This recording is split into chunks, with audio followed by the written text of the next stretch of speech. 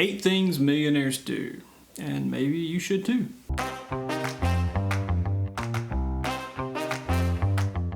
It's been said that imitation is the sincerest form of flattery, and I don't necessarily disagree with that, but I would add that imitation is also often the quickest path to replicating success. And clearly, when you're trying to reach a common destination, it makes sense to follow the trails that others have blazed before you as opposed to bushwhacking your own. And as it happens, this is especially and conveniently true when it comes to finance. There are currently over 24 million millionaires in the United States, which represents about 40% of all millionaires in the world and just over 6.5% of American households. So, assuming you're watching this in the United States, there are plenty of examples for aspiring millionaires to follow. Here are several common things that millionaires do or don't do to help you along in your own path to wealth. Number 1, millionaires don't borrow money. At least they don't borrow money very often. This is always a challenging point to cover because there's a bit of a chicken and egg dynamic going on. The question is, are millionaires debt-averse people, which then allows them to become millionaires, or are millionaires debt-averse because they are millionaires and don't need to borrow money? The answer is really yes to both of these questions. Both points of view are true because you don't have to have a PhD in quantitative methods of finance to understand that debt is destructive to net worth. Clearly, people don't borrow their way into prosperity. In fact, 76% of billionaires claim that they've never carried a credit card balance. With interest rates often well over 20%, it's no wonder why they try to avoid such a punitive cost for borrowing.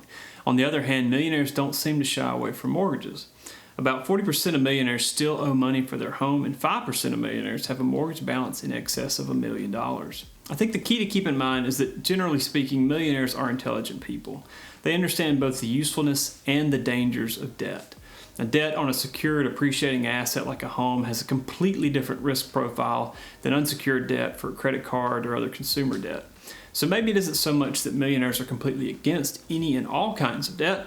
They just educate themselves on how to use it wisely. Number 2 is millionaires don't typically have high incomes. This one may surprise you a little bit, but according to Ramsey Solutions' national study of millionaires, only 31% had incomes of more than $100,000 over the course of their careers. And if you consider that the 5 most common careers among millionaires are lawyers, accountants, teachers, engineers, and managers, whatever that means, it's not as if you need to find your way into a super niche career to build significant wealth. In fact, I'd argue that while income is certainly an important factor, it's not the most important component for generating the level of wealth that will push one into millionaire territory. The value of compounding interest cannot be overstated when it comes to achieving high levels of wealth. Which brings me to our third point. Millionaires invest. And frankly, there isn't a better path to wealth than investing. Maybe you invest in your own business, stocks, real estate, or some combination of all those, but whatever you choose, just know that investing in something will get you to the millionaire mark much faster than just piling up cash in a savings account. The reason is compounding interest. Compounding interest allows your money to grow exponentially, where saving with little to no interest will leave you with a much more linear and longer path to wealth. So for example, if you save $5,000 a year and don't invest it, you'll reach $1 million in 200 years. Good luck with that. However, if you invested $5,000 per year and managed to obtain just an 8% rate of return, you reach $1 million in just 37 years. That's the same amount of money in less than 1/5 of the time, with less than 1/5 of the contributions, all because of compounding interest. Millionaires understand this concept, and it's not surprising that 75% of millionaires attributed their success to consistent, long-term investing. And long-term is the key to that investing track record. Another 49% of millionaires have saved 20% or more of their income from the first day they started working. Number 4 is millionaires buy modest cars and they drive them for a very long time. Now, if you think all millionaires drive fancy cars, you're just wrong. One stat I found pointed out that 90% of millionaires drive cars that cost less than $75,000. Now, honestly, I assumed that 90% of all cars cost less than $75,000, so this statistic didn't exactly blow my mind. But what I did find interesting is that according to the Millionaire Next Door blog, 86% of people who drive the traditional prestigious brands, I'm assuming that's like luxury brands, are not millionaires. Just think about that for a second. 86% of people who drive luxury cars are not millionaires. Now, I'm not sure I've seen a piece of information that more clearly made a case for being rich versus acting rich than this one does. Because it means that only 14% of prestigious or luxury cars on the road are driven by millionaires. The rest are just trying to look the part. Now, another stat I found from Tom Corley showed that 55% of millionaires that he surveyed actually buy used cars. Obviously, many millionaires choose not to drive beaters, but most of them aren't spending over 6 figures on automobiles either.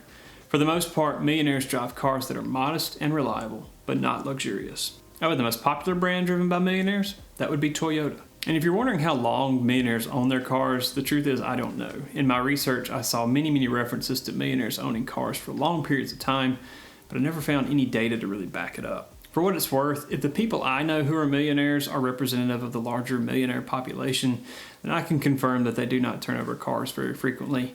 I know several millionaires who drive cars with over 250,000 miles on them every single day. By the way, if this information is helpful, please consider clicking like and subscribe below to show your appreciation so I keep making videos like this. Number 5 is millionaires have emergency funds. Now this one shouldn't come as a surprise either.